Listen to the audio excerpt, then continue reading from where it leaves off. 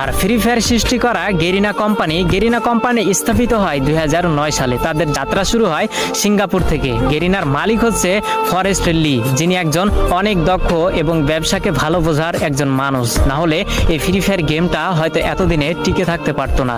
তো 2009 সাল থেকে গেরিনার যাত্রা শুরু হলেও তারা কোনোভাবে কোনো গেমে সাকসেস পেল না, সবকিছুতেই তারা ফেল হয়ে গেল। একের পর এক ভিডিও গেম রিলিজ করেও মানুষের মন জয় করতে পারছিল না। তো 2014, 15, 16 সালে গেরিনা বেশ কয়েকটি গেম মানুষের সামনে উপস্থাপন করে, কিন্তু এত পরিমাণ ভালোবাসা এবং এত পরিমাণ জনপ্রিয়তা পায়নি গেরিনা কোম্পানি ওই অন্য গেমগুলোতে। কিন্তু সবকিছুতেই একটা টার্নিং পয়েন্ট থাকে, যেটা 2017 সালে গেরিনা কোম্পানিকে তাদের মোড় ঘুরিয়ে দিয়েছিল। যেহেতু 2017 সালে শুধু পাবজি গেমটাই ব্যাটল রয়্যাল গেম ছিল এবং মানুষের মাঝে উৎপত্তি হয়েছিল একটা বিশেষ গেম হিসেবে, সেহেতু গেরিনা কোম্পানির মালিক ফরেস্ট লি ভাবলো কেননা মোবাইলের জন্য একটা ভালো গেম উপস্থাপন করা যাক বা মানুষের সামনে ছড়িয়ে ফেলা যাক, যার হাত ধরে কয়েকজন টিম নিয়ে এই গেমটাকে তৈরি করার কাজ শুরু করা হলো।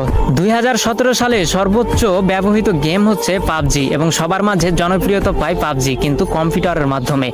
ফোনের মাধ্যমে এই পাবজি গেম এতটা জনপ্রিয়তা পায়নি। সেই সুযোগটাকে কাজে লাগিয়েছে গেরিনার কোম্পানির মালিক ফরেস্ট লি তৎক্ষণাৎ ভেবে উঠলো যে মোবাইলের জন্য একটা গেম তৈরি করা যাক, যে গেমটি অনেক কম দামি ফোনেও যেন সাপোর্ট খায়। তো যার জন্য কয়েকটি টিম গঠন করে গেরিনার কোম্পানি ফরেস্ট লি কাজ করা শুরু করলো। 2017 সালের প্রথম দিকে এই ফ্রি ফায়ারটাকে তৈরি করা শুরু করলেও 23 আগস্ট 2017 সালে এই গেমটাকে পুরো বিশ্বে ছড়িয়ে দেয় গেরিনা কোম্পানির মালিক ফরেস্ট লি, যেটি একটি সিঙ্গাপুর কোম্পানি এবং সিঙ্গাপুর থেকে এর হেডকোয়ার্টার এবং পুরো গেমটাকেই পরিচালনা করা হয়। তো 2017 সালে যখন সাধারণ মানুষ সাধারণ ফোনে এই গেমটাকে খেলতে পারতো, তখন পাবজির জনপ্রিয়তা ধীরে ধীরে কমতে শুরু করলো এবং যেহেতু কম দামি ফোনেও ফ্রি ফায়ার গেমটাকে খেলা যেত, যার জন্য সবাই এই ফ্রি ফায়ার গেমে ঢুকে পড়লো। তার দেখা দেখি পাবজিও 1 বছর পরে তাদের মোবাইল ভার্সন বের করলো, কিন্তু অনেকটা দেরি করে ফেলেছিল পাবজি, কারণ সাধারণ মানুষের মনে এই ফ্রি ফায়ারটা অনেকটাই জায়গা করে নিতে পেরেছিল।